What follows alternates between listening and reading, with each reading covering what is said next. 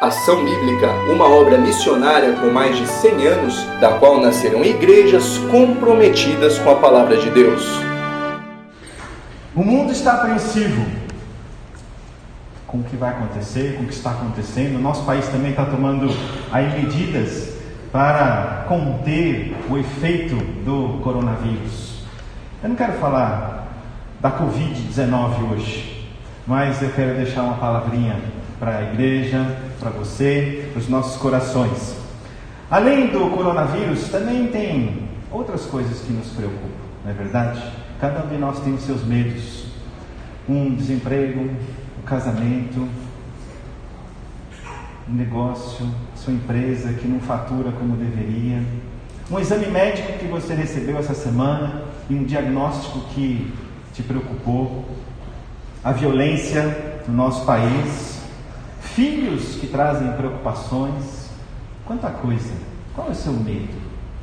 Talvez você diga, não, coronavírus tranquilo, isso não está me deixando apavorado, mas talvez tem outras coisas, e não tem como, nós somos tão pequenos, tão falíveis, que eu duvido que tenha alguém aqui que não tenha medo, já teve medo, está tendo algum medo, ou vai ter algum medo de alguma coisa.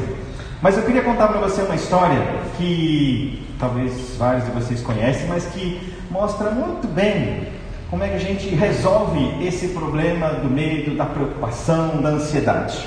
Um garoto passeava com o seu pai pela rua e o garoto perguntou para o pai: pai, qual o tamanho de Deus? E aí o pai, olhando para o céu, perguntou para o filho: filho, qual o tamanho daquele avião? E o menino respondeu: pai, pequenininho, quase não dá para ver. E aí o pai o levou para um aeroporto e chegou perto de um avião e perguntou para o filho: filho, qual o tamanho desse avião? Pai, esse avião é enorme, é gigante. E o pai falou: assim também é Deus. O tamanho de Deus depende da distância que você está dele. Se você estiver pertinho de Deus, Ele vai ser grande para você.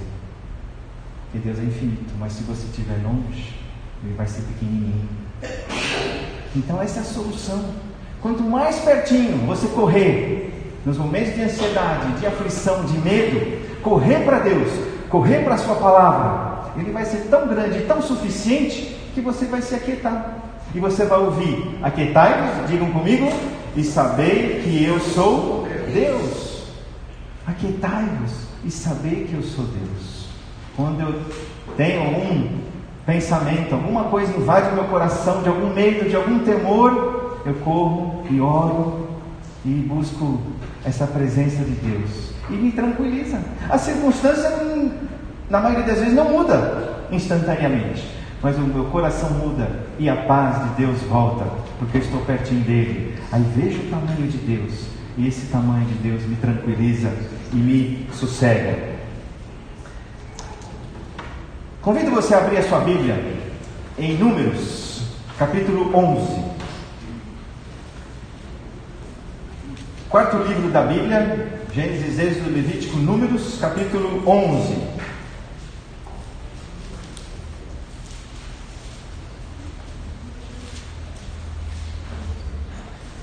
Apesar desta frase ter-se-ia encurtado a mão do Senhor, estar aí no nosso informativo virtual e ter sido mencionada aqui, olhando melhor para esse capítulo, eu mudei de título.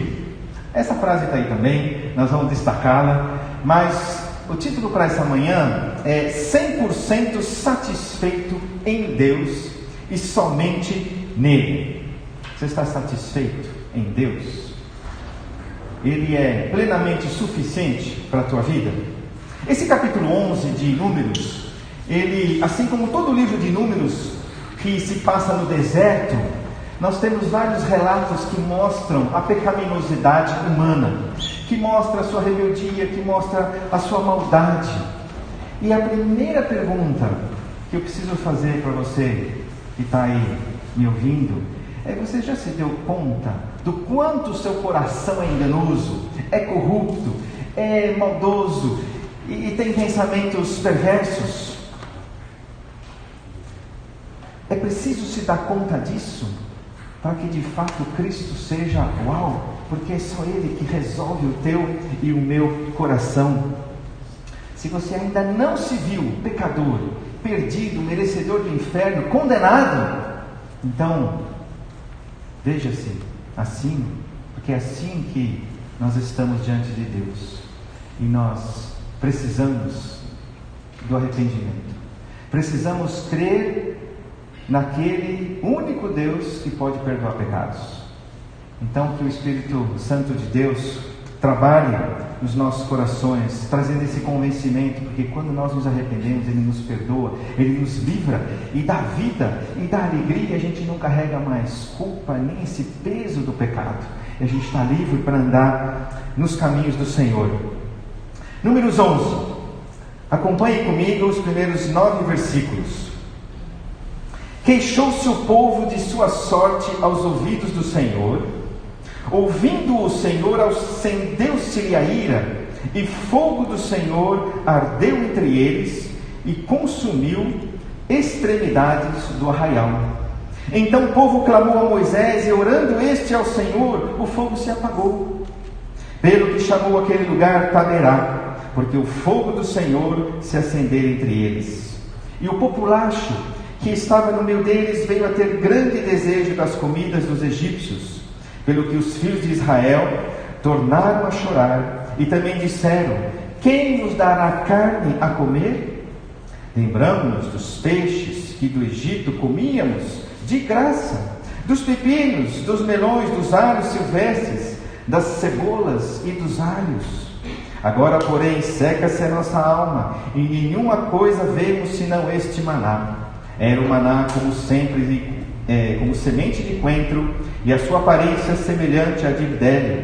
Espalhava-se o povo e o colhia, e em moinhos o moía, ou num grau o pisava, em panelas o cozia e dele fazia bolos.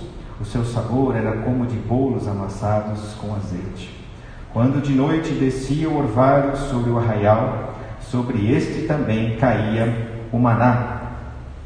Primeira frase desse capítulo diz assim: queixou-se o povo de sua sorte. Nós não temos nessa primeira parte o motivo da queixa. Logo na sequência nós temos a queixa por causa dos alimentos, da dieta alimentar, provavelmente a quantidade ou a variedade. Mas nessa primeira parte a gente não sabe, mas a gente tem ideia aí, pelos outros textos, esse queixume desse povo, essa murmuração. E esse é um pecado terrível, que pode acometer todos nós. Queixou-se o povo de sua sorte. Você já se viu se queixando de tudo e de nada? Você conhece pessoas que se queixam, que murmuram, que se lamentam, que resmungam? E é muito sério, porque a ira do Senhor se acendeu. Um povo está se queixando e chegou aos ouvidos do Senhor. Um queixume, uma queixa contra Deus, contra a liderança, contra o estado de coisas. E eu pergunto para você, como é que está o seu coração? Ele está contente? Porque a queixa, ela vem do descontentamento. E tem pessoas que se queixam porque nasceram na família X, pessoas se queixam porque estão empregadas, quando ficam desempregadas se queixam também, se queixam no trânsito, se queixam na igreja, se queixam em todos os lugares. E Deus, esse texto, e depois o Novo Testamento, nos alerta que a murmuração, ela deve ser eliminada do nosso coração e trocada pelo contentamento. E é por isso que o apóstolo Paulo fala: aprendi a viver contente em toda e qualquer circunstância, porque não é natural. E eu tenho sentido nesse nosso mundo, na nossa sociedade, um espírito terrível de crítica pela crítica. É um espírito de contrariedade a tudo que se faz, seja bom ou seja ruim. E quanto mais você argumenta para defender a sua crítica, mais você é aplaudido. E é terrível, porque Deus nos chamou para o contentamento. Porque quando você e eu nos queixamos, a queixa é contra Deus. Sabe por quê? Porque, primeiro, se for queixa contra a autoridade, toda autoridade procede de Deus. Toda autoridade foi constituída por Deus. E quando eu me coloco contra a autoridade, eu estou resistindo a Deus. Então, em última instância, eu estou sendo contra Deus, que é a autoridade máxima. Mas quando também coisas me acontecem, e eu estou reclamando, resmungando, murmurando, eu estou também desprezando a soberania de Deus e a permissão de Deus. Ou muitas vezes, o envio de situações da parte de Deus, para o meu bem. Então, a queixa desse povo, ela chega de forma bastante negativa aos olhos de Deus. E acende-se a ira de Deus contra esse povo. E o que acontece? Fogo atinge o arraial e começa pelas extremidades. Então, pessoas que moravam ali na periferia do arraial, que moravam nas extremidades, nas bordas, recebem esse juízo, esse castigo de Deus por causa dessa queixa do povo. Terrível isso. E aí Moisés tem que intervir e orar ao Senhor, e aí Deus então apaga esse fogo, por causa da murmuração, por causa da queixa deste povo. E eu faço e deixo para você uma pergunta: como é que anda o teu contentamento? Você está feliz com Covid-19? É claro que não. Mas o que passa no seu coração? Ninguém vai ficar aplaudindo, ai que legal. A Bíblia não é um livro que nos apresenta um conformismo, uma aceitação das coisas como estão, mas ela proíbe eu me colocar contra.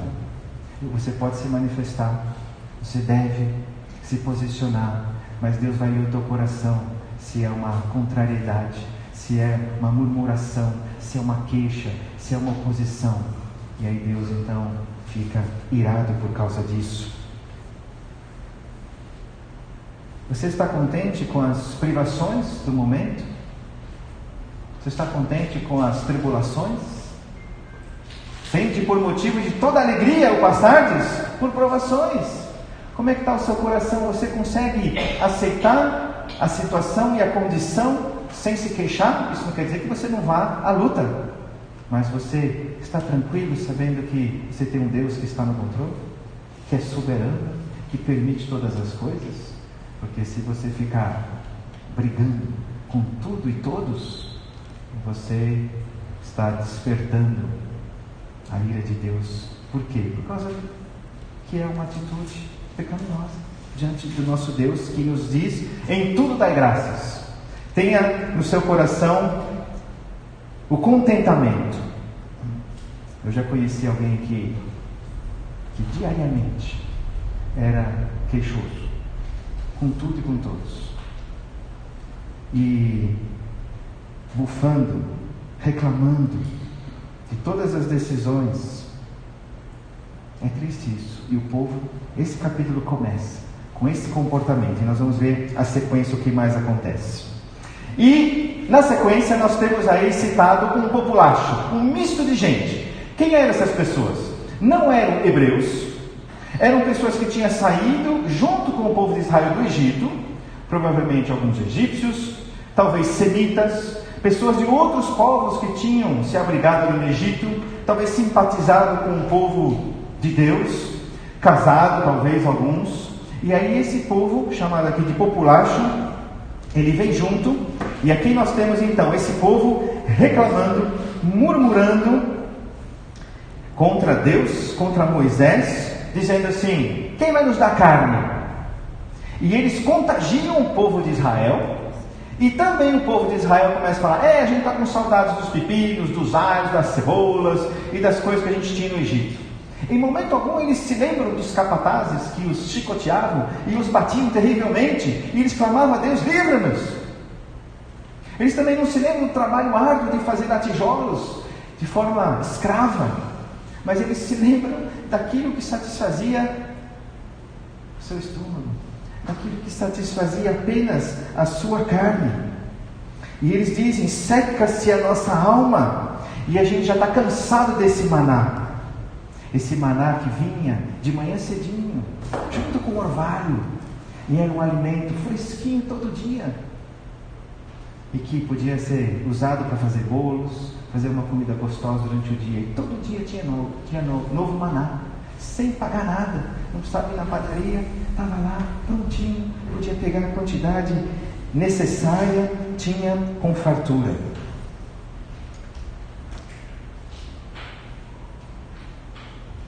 Quando as coisas do céu começam a perder o seu sabor, quando esse maná deixa de ser o alimento suficiente, quando o primeiro amor por Deus diminui, quando Cristo cessa de ser a nossa porção diária, quando deixa de ser aquela porção satisfatória e suficiente para mim, quando a palavra de Deus e a oração passam a ser mecânicos. Você talvez até vinha na igreja dominicalmente, mas quando essa leitura vira um peso e uma chatice, o seu olhar vai se voltar para o mundo, assim como aquele povo de Israel e aquele populacho olharam para trás. Quando nós deixamos de olhar para as promessas de Deus, quando deixamos de olhar para Canaã, que era o lugar onde Deus queria levar o seu povo, nós vamos olhar para algum lugar, e nós vamos olhar para as nossas necessidades terrenas, nós vamos olhar para trás, vamos olhar para o mundo, vamos olhar para o Egito, e a gente vai ter saudades daquelas coisas que a gente já experimentou, que não satisfazem. O descontentamento tira os nossos olhos do autor e consumador, Jesus Cristo, e põe os nossos olhos em nós mesmos, nos outros e no mundo. Quando a gente deixa de olhar para a eternidade, a gente vai olhar para o nosso passado, que é o passado conhecido e triste. E aí eu deixo a pergunta para você: Deus e as coisas de Deus são satisfatórias para você? São suficientes? Ou você precisa agregar pepinos, alhos, cebolas, alguma coisa da vida, quando você ainda não era do Senhor Jesus? Cuidado, o maná é mais do que suficiente, e Deus o mandou lá do céu, e Ele alimenta. E esse povo está nos mostrando: olha, eles quiseram outras coisas. Quando você começa a flertar com outras coisas que não sejam o alimento do nosso Deus, da palavra dele, cuidado. E mais um alerta: esse populacho também pode ser um perigo. Eles estavam aqui nesse capítulo, nós estamos dizendo que Israel aqui está no segundo ano da saída do Egito, no início do segundo ano. Passaram-se 14 meses apenas, e até agora esse populacho estava ali no meio, de boa. Mas agora ele se manifesta e mostra de fato como é que é o seu coração. Cuidado com amizades que talvez no primeiro momento você diga: não faz mal nenhum. Mas se você não influenciar essas pessoas, e você conviver, e você ouvir os seus conselhos, uma hora esse grupinho pode te arrastar e te levar para longe de Deus, como esse populacho aqui está fazendo. Não é para que você corte amizades com pessoas incrédulas, mas que você não beba deles, mas que você as influencie, porque elas precisam conhecer a luz do Evangelho. Cuidado com o populacho, cuidado com esse misto de gente que tinha vindo no embalo, mas que não tinha sido transformado por Deus. Muito cuidado com relacionamentos que influenciam mais do que você a eles. Quantas vezes você tem negligenciado a leitura da palavra de Deus e a oração?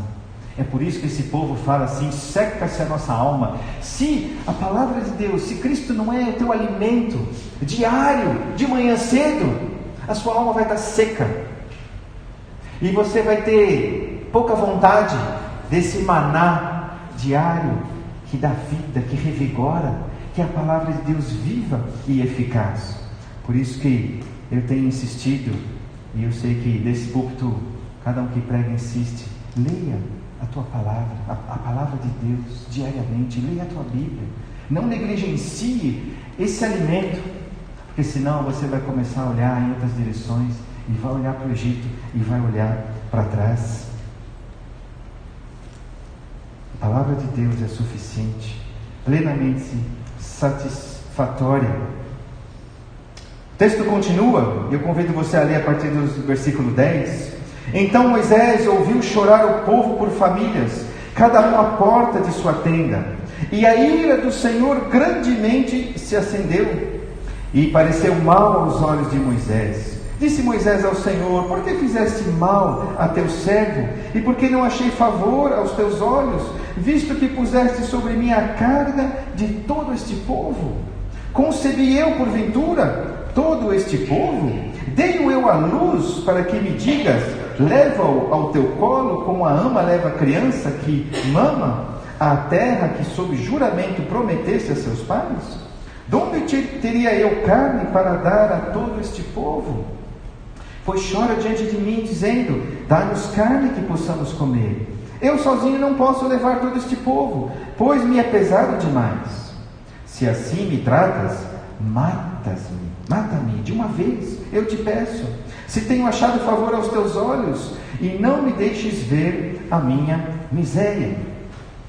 Moisés ouviu todas as reclamações desse povo, cada um à sua tenda. Parecia que era assim uma pandemia ou epidemia ali naquele lugar. As famílias estavam ali à porta da tenda, reclamando, resmungando, criticando. E Moisés, então, diante disso, ele fala: como Deus, não dá. E aí ele faz 5 perguntas, nesse pequeno texto que a gente leu, 5 perguntas para Deus.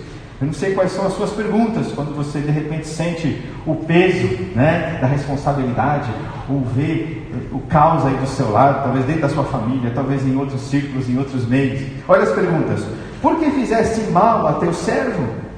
Segunda pergunta: por que não achei favor aos teus olhos, visto que puseste sobre mim a carga de todo este povo? E nós sabemos que tinha 600.000 homens. Então, mais crianças, mais mulheres, nós estamos aí chegando perto de 2 milhões ou mais pessoas sobre as quais Moisés é responsável, é líder. Terceira pergunta: concebi eu porventura todo este povo? Quarta pergunta: dei-o eu à luz? Senhor, eu não sou mãe desse monte de marmanjo de gente aí resmungando, se queixando e reclamando. E para que você me dissesse: leva-o ao teu colo, como a ama leva a criança que mama, a terra que sob juramento prometeste a seus pais. E a quinta pergunta: de onde teria eu carne para dar a todo este povo? Onde é que nós vamos arrumar tudo isso? E eu tenho que tomar muito cuidado para falar desse homem Moisés, porque a Bíblia fala em Hebreus que foi um homem fiel em toda a sua casa. E quando a gente tem menção de Moisés no Novo Testamento, a lista dos heróis, ali a gente vê que ele é tratado com honra, é um homem precioso. Então, eu não vou falar mal desse homem, mas ele está num momento aqui de fraqueza. O deserto, ele mostra para nós o nosso coração.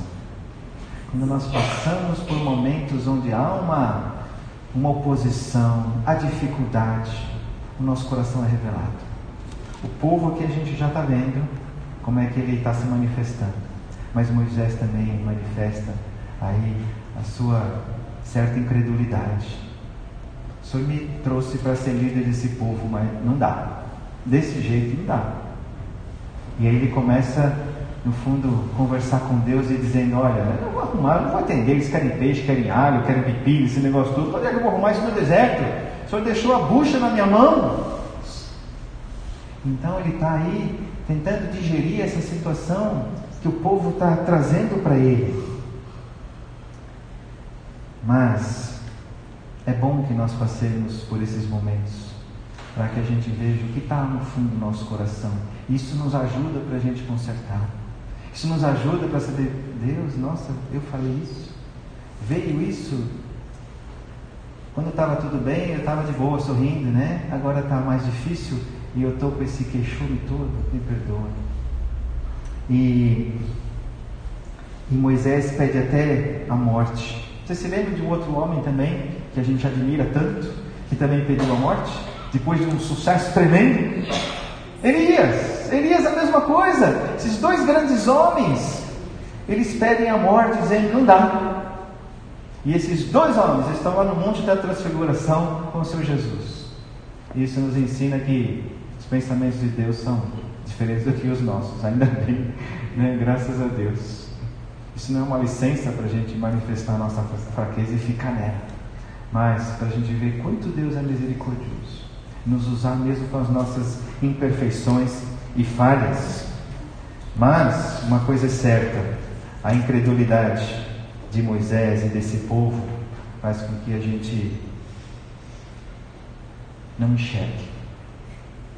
Mas quando eu recupero, vamos dizer assim, a fé, a credulidade, eu vejo que os impossíveis também são possíveis. Moisés já tinha experimentado que Deus tinha mandado carne suficiente para esse povo todo. Será que deu esquecimento? Quão facilmente nós nos esquecemos daquilo que Deus já fez em nossas vidas. E quando vem uma nova dificuldade, a gente, acho que agora não dá. Dessa daí eu não saio. Dessa daí nem Deus dá jeito. Claro que Deus dá jeito. Nunca sai da nossa boca essa frase. Porque para Deus não há impossíveis. Para Deus tudo é possível.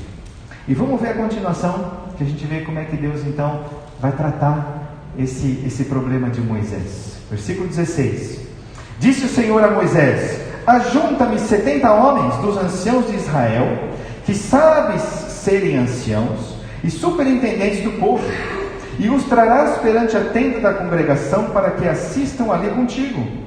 Então descerei e ali falarei contigo. Tirarei do Espírito que está sobre ti e o porei sobre eles, e contigo levarão a carga do povo, para que não a leves tu somente. Dize ao povo: santificai-vos para amanhã e comereis carne, porque chorastes aos ouvidos do Senhor, dizendo: quem nos dará carne a comer? Íamos bem no Egito, pelo que o Senhor vos dará carne e comereis. Não comereis um dia, nem 2 dias, nem 5, nem 10, nem ainda 20, mas 1 mês inteiro, até vos sair pelos narizes, até que vos enfastieis dela. Tenho um nojo de tanta carne.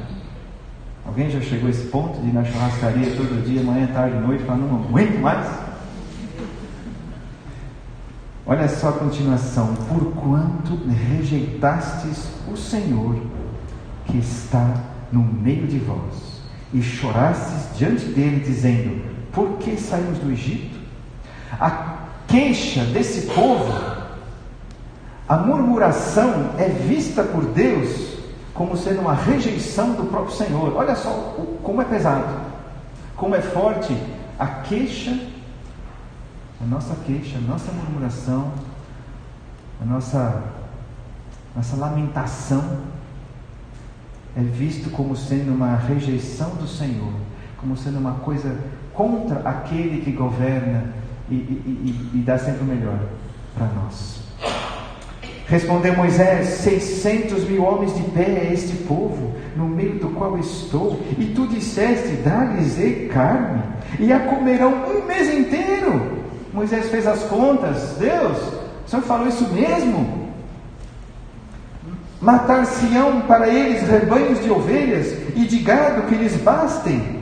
Ou se ajuntarão para eles todos os peixes do mar que lhes bastem? Porém o Senhor respondeu a Moisés: ter-se-ia encurtado a mão do Senhor? Agora mesmo verás se cumprirá ou não a minha palavra.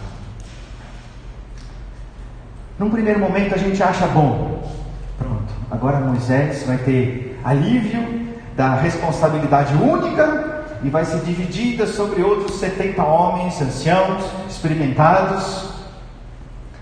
Mas o interessante é que, a gente olhando mais para o texto, a gente vai ver que Deus não está dando mais espírito para os 70, está tirando o espírito de Moisés para distribuir nos outros 70. Na verdade, Moisés está diminuindo essa quantidade plena do espírito que ele tinha recebido. e está colocando sobre outros. E aqui nos traz uma lição tremenda, porque Deus quer que você viva 100% pleno do Espírito Santo. E assim como Moisés tinha talvez ficado preocupado, não vou dar conta, com isso ele estava dizendo: com os recursos que você me deu, Deus, eu não vou dar conta. É como se dissesse: olha, eu não dou conta porque o Senhor não está entendendo, o Senhor não tem jeito para esse problema todo. Então, quando você não encara a sua missão de filho de Deus, habitado pelo Espírito, mas que você tem medo, é acometido de, não, sozinho não dá, eu preciso mais um monte de gente, você está dizendo: Deus não é capaz de fazer cumprir a missão para a qual você veio ao mundo. Lá na sua escola, você não precisa de mais 30 pessoas, 70 pessoas para te ajudarem a ser aquilo que Deus quer que você seja. Com a habitação plena do Espírito, você é totalmente capacitado. Claro que Deus quer trabalhar na coletividade. É claro que Deus quer nos juntar como povo de Deus para realizar a sua obra. Mas individualmente, você é suficiente, plenamente capacitado e habilitado por Deus com esse Espírito para ser um discípulo de Jesus. Mesmo que você seja sozinho lá no seu trabalho, que você seja o único na sua casa. E eu queria te encorajar para que você não se queixe a ponto de Deus falar: eu vou tirar um pouquinho e vou então distribuir para outros que vão te ajudar. Assim foi no início, quando Deus chamou Moisés. Vocês lembram? Deus queria usar só Moisés. Ele falou: não tem jeito, não vai e tal. Aí vamos chamar Arão. E Arão deu um trabalhinho para ele. Deu trabalho. Não foi só sombra e água fresca. Então, não diminua o poder que lhe foi dado através do Espírito Santo na sua vida. E se Ele te chamou, e você sabe para que Ele te chamou, primeiro para ser um cristão, luz nesse mundo, você é capaz dessa missão, de cumpri-la sozinho. Se a gente tiver em mais, ótimo, mas não duvide de que você é suficiente, porque foi dotado por Deus de tudo que precisa, dos recursos para que você viva isso. E qualquer outra missão e outro papel derivado desse de levar Jesus ao mundo, ele também é suficiente. E quando eu me vejo assim, enfraquecido, talvez por aquele sentimento de incapacidade, de inferioridade, eu tenho que correr para Deus e falar: Deus, olha, parece demais, mas o Senhor prometeu que o Senhor vai estar comigo nessa tarefa, nessa missão. Então me renova esse medo e traz então a credulidade, traz a segurança de que com o Senhor tudo é possível.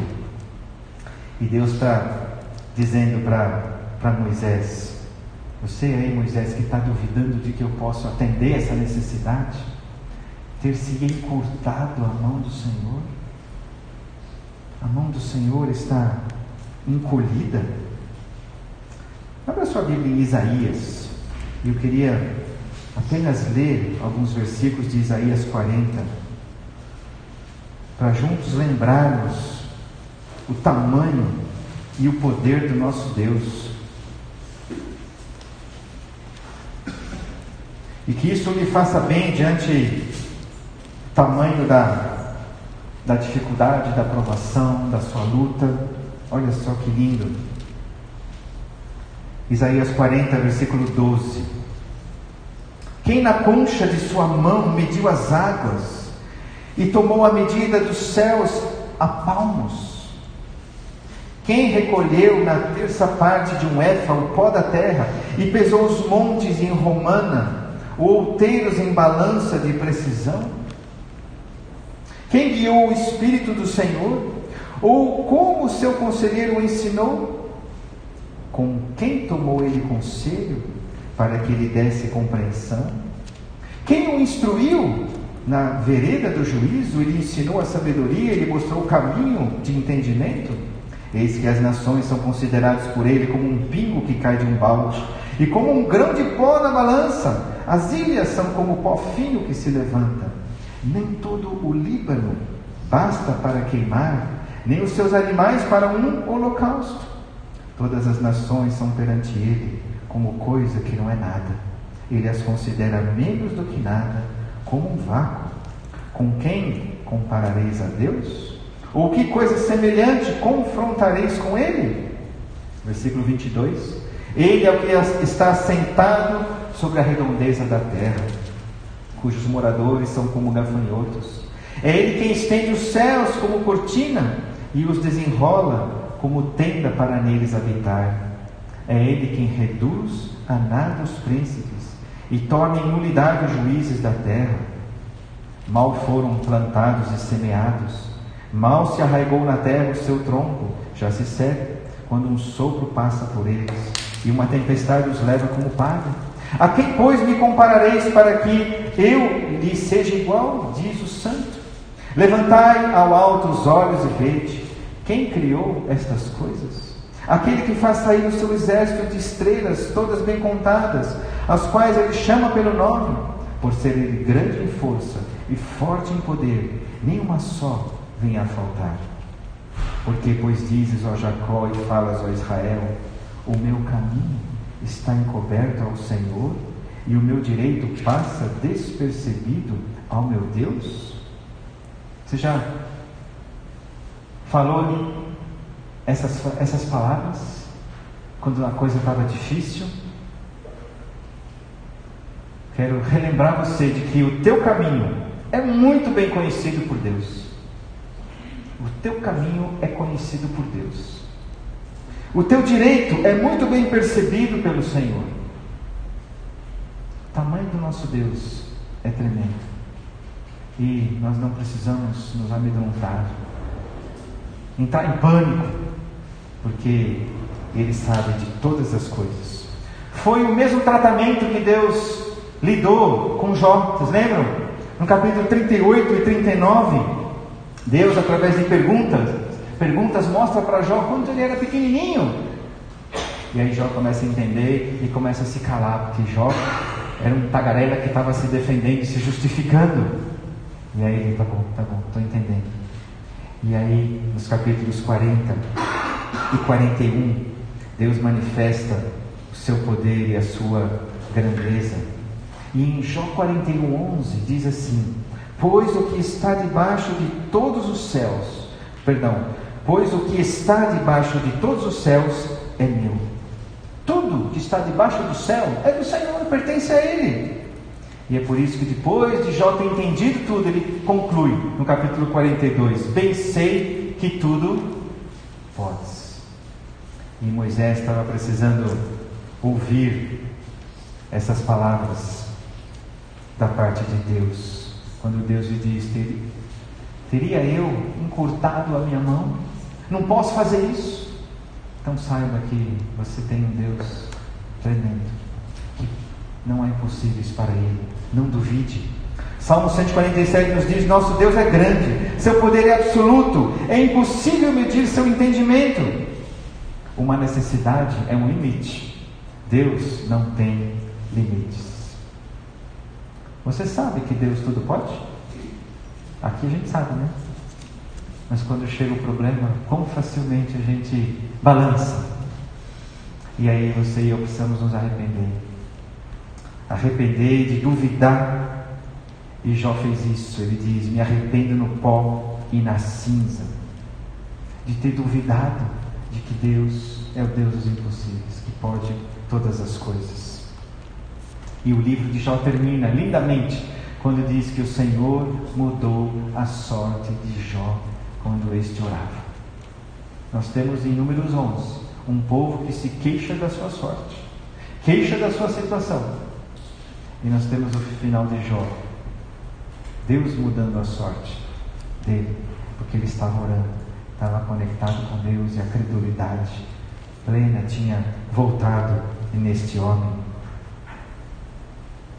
Dos versículos 24 até 30 de Números 11, nós temos esse Espírito sendo dividido, repousado, colocado sobre outros 70 homens, e começaram a profetizar. E até 2 que estavam no arraial não vieram para a tenda, E Josué falou: Moisés, dá um jeito nos dois que eles estão profetizando. E Moisés, de forma tão sábia, falou: deixa, eu queria que todos profetizassem, que todos falassem de Deus e das coisas de Deus.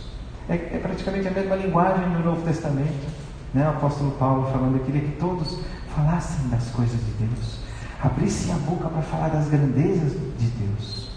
E nós temos então essa pequena amostra aí do efeito do Espírito Santo em nós, que nos faz falar daquilo que é de Deus. Você tem falado de Deus onde você vive, onde você trabalha, por onde você tem andado? Você tem aberto a boca? Esse Espírito está ativo no seu coração, na sua mente? Versículos 31 de Números 11. Então soprou um vento do Senhor e trouxe codornizes do mar, e as espalhou pelo arraial quase caminho de um dia ao seu redor, cerca de 2 côvados sobre a terra, quase 1 metro de altura de codornizes voando baixo. Levantou-se o povo todo aquele dia e a noite, e o outro dia, e recolheu as codornizes. O que menos colheu teve 10 homeres, ou 10 cestos grandes, cheios de codornizes, e as estenderam para si ao redor do arraial. Estava ainda a carne entre os seus dentes, antes que fosse mastigada, quando se acendeu a ira do Senhor contra o povo, e o feriu com praga muito grande, pelo que o nome daquele lugar se chamou Kibrote Hatavá, porquanto ali enterraram o povo que teve o desejo das comidas dos egípcios. De Kibrote Hatavá partiu o povo para Azerote e ali ficou. Deus trouxe codornizes, quase 1 metro de altura, e que se espalharam por quilômetros em todas as direções, caminho quase de um dia. Então imagina, nós estamos falando de quilômetros em todas as direções, codornizes, para ninguém botar defeito. Só que enquanto eles estavam comendo, saboreando aquele pedido que eles tinham feito, uma peste, uma praga fere essas pessoas que tinham desejado a comida do Egito, aqueles que tinham se queixado, aqueles que tinham murmurado, aqueles que tinham resmungado e reclamado. Você talvez até receba de Deus aquilo que você tanto quer, que satisfaz apenas a carne. Talvez Deus até atenda esses caprichos ou a tua insistência, mas vai ser para a tua e minha destruição. Porque a gente poderia olhar esse texto e falar: uau, Deus atendeu. Não, é um maná que Deus mandou, que é suficiente. Eu não preciso de codornizes, eu não preciso da comida do Egito, eu não preciso de peixe, alho, cebola, pepino, não preciso nada disso, que é tão passageiro. Coisas da terra, eu preciso daquilo que vem do céu, aquilo que caía todas as manhãs. E esse povo está insatisfeito com Deus e as coisas de Deus. Ele é atendido, recebe um monte de carne, mas enquanto estava ali saboreando, a praga muito grande veio e feriu todos esses que achavam que se tivessem essa comida, eles seriam satisfeitos, plenos e saciados e contentes, mas se tornou a ruína. E é por isso que a alma, quando você e eu buscamos alimento em algum lugar fora de Cristo, fora daquilo que vem do alto, sua alma vai secar e não vai ter graça nenhuma. Você vê a mensagem do Evangelho nesse capítulo? O fogo do pecado está queimando a humanidade. Foi o que aconteceu lá no arraial. Um fogo queimando, começando das extremidades. E aparentemente não há solução, esse fogo vai avançando, queimando, destruindo. Mas Moisés se coloca como intercessor. Ele vem e ora a Deus. Deus, tem misericórdia. Aí Deus cessa o fogo. Deus para o fogo. Moisés é um intercessor diante dessa ira de Deus que pesa sobre o pecador. Nós temos um intercessor, o Senhor Jesus. Ele sim, ele veio e intercede para apaziguar a ira do fogo de Deus. Assim como Jesus se apresentou para destruir, ser destruído, queimado por você e por mim, é por causa disso que é possível que você e eu não sejamos destruídos, porque alguém assumiu esse lugar. Moisés não foi até as últimas consequências, ele não precisou morrer, ser queimado, ele só intercedeu. Mas Jesus, ele de fato se deu plenamente para que esse fogo não nos consumisse, esse fogo do pecado ou do inferno não nos consumisse. E a ira de Deus então cai sobre o Senhor Jesus, para que a gente, apenas crendo nele, apenas se arrependendo dos nossos pecados, tenhamos a vida. Desta forma, todo aquele que se arrepende e crê nele, o fogo do inferno não queimará sobre ele, mas ele terá a vida eterna. Esse é o convite, não 19, mas o convite de Jesus. Que se você aceitar, você está livre para toda a eternidade. Mas o pecado é coisa séria diante de Deus. O pecado destrói. Mas Jesus veio e venceu a morte, veio para destruir o pecado. Então nós não estamos mais fadados a sermos destruídos e queimados por essa desgraça do pecado. Nós temos a plena redenção em Jesus Cristo. Conclusão: leve aí no seu coração, na sua mente, no seu celular para essa nova semana. Contente-se. Aprenda a viver contente durante esta semana. Vai acontecer alguma coisa que vai tirar você do sério? Provavelmente. Aí você vai lembrar do quê? Senhor Deus, muito obrigado. Eu aprendi uma coisa: a gente precisa substituir os nossos maus hábitos por bons. Simplesmente dizer, não vou falar, é fraco. Todo princípio bíblico é substituição, é troca da coisa ruim pela coisa aprovada por Deus.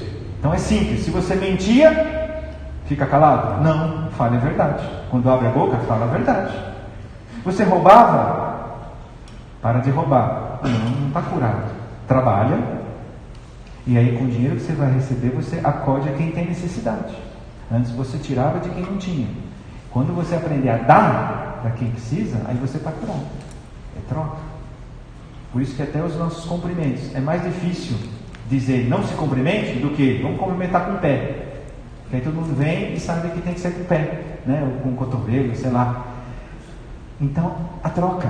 Contente-se. Então, se você estiver diante de uma situação e começar a resmungar, murmurar, reclamar, diga: Deus, obrigado, que bênção, o que o Senhor está querendo me ensinar com isso? Estou pronto, quero aprender. Aí você então não fica resmungando, mas começa a dar louvores a Deus.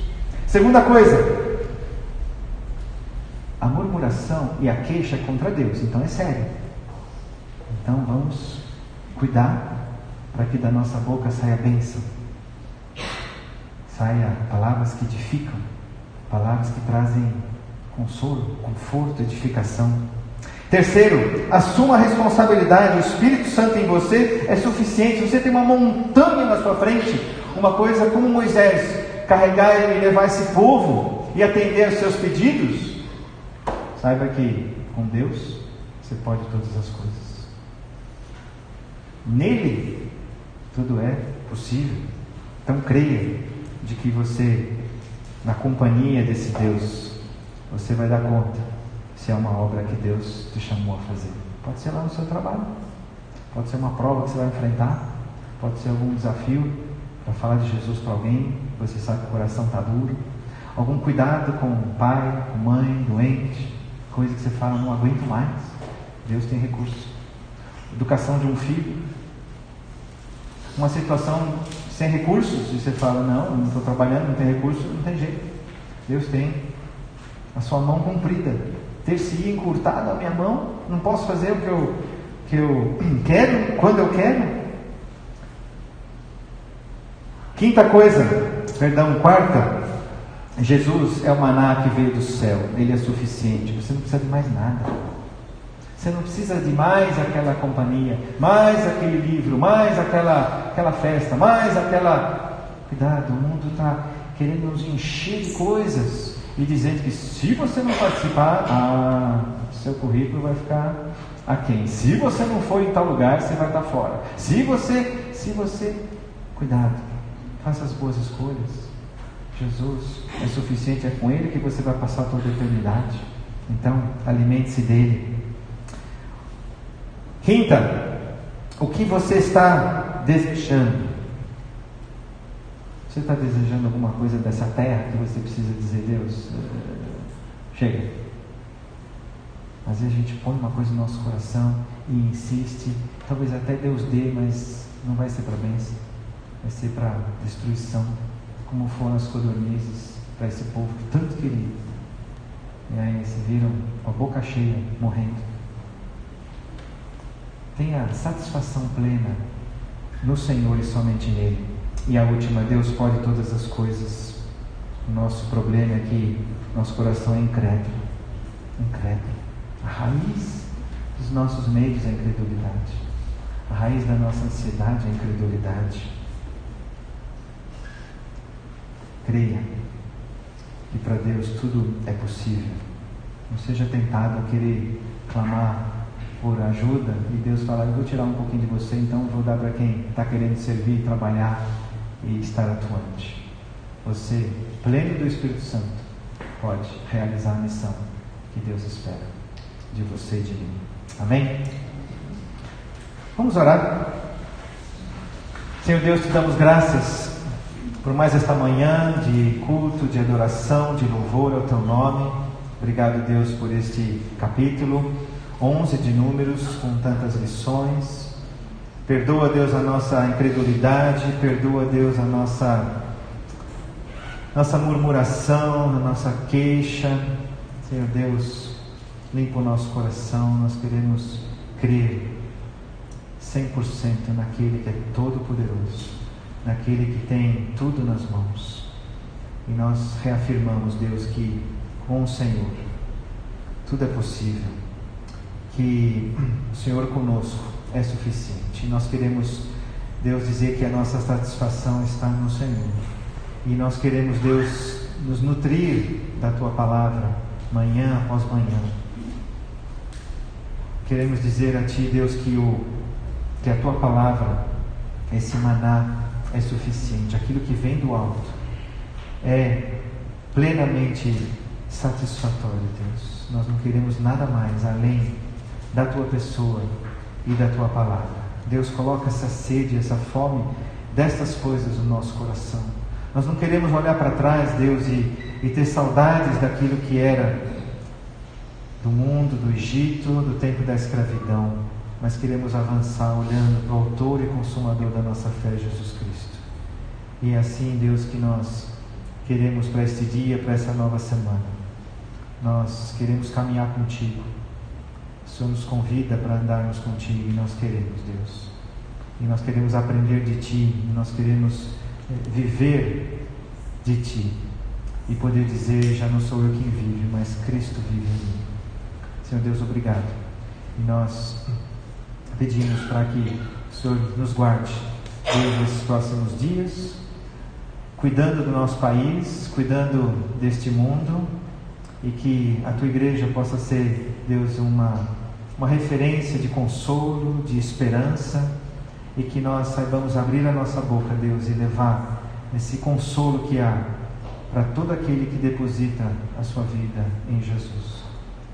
Nós pedimos que o Senhor proteja, Deus, o teu povo, nos guarde como comunidade, Senhor Deus, como ação bíblica, livra-nos do mal, preserva a saúde de cada um, nos guarda, Deus, dessa contaminação, que nós também sejamos prudentes, que nós nos lembremos dos cuidados para também não transmitir, e que o Senhor tenha misericórdia da nossa nação, do nosso país, e seja gracioso nesse momento que atravessamos. E isso leve ainda mais, Deus, o teu povo a temer a Deus, a te buscar e colocar o teu reino em primeiro lugar. Senhor Deus, cuida das nossas autoridades, dando sabedoria, autoridades maiores, em esferas menores, que saibam tomar as boas decisões. Em nome de Jesus. Amém.